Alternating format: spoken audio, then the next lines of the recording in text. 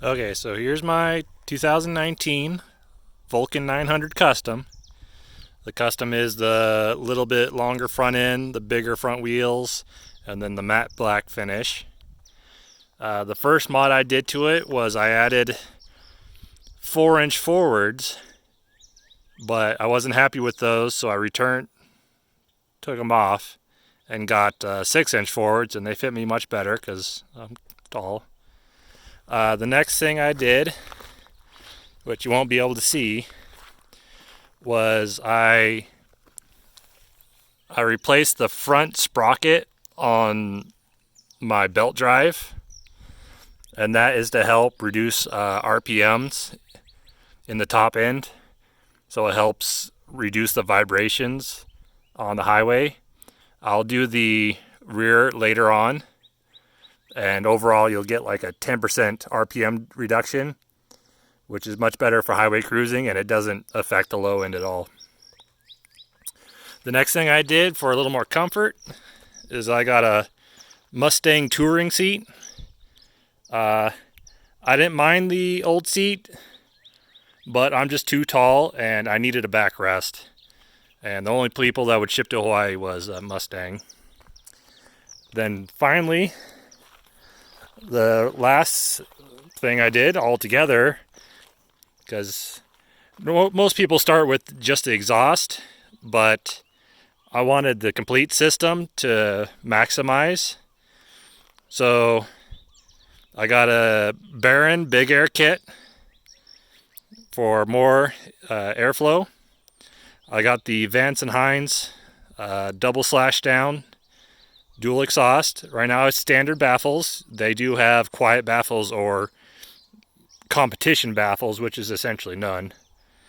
And then if you ever change the intake, you have to put a fuel management on there to adjust the fuel air ratio. So I got a Cobra FI 2000R fuel management. It is kind of manual. I should have spent a little bit extra for the Power Pro, and it does auto tuning, so I don't have to worry about it. And that's so far what I've done for the bike.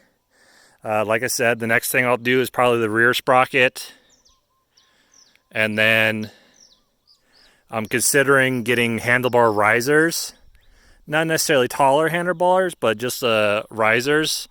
They essentially just raise the handlebars up like 2 inches and it brings them back to you.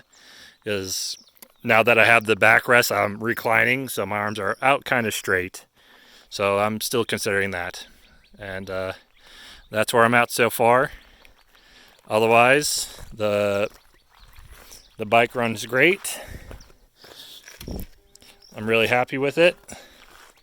It is a little louder because the Vance & Hines exhaust they're a little shorter than the stock. I see how they stop right at the brake pads. The stock ones were probably right at the end. But I'm happy with the sound.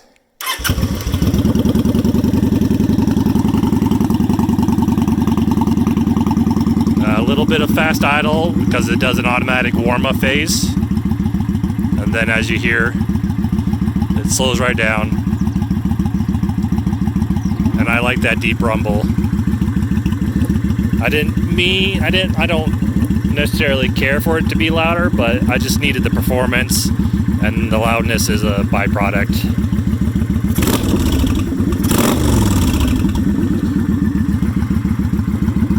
Which is still kind of fun.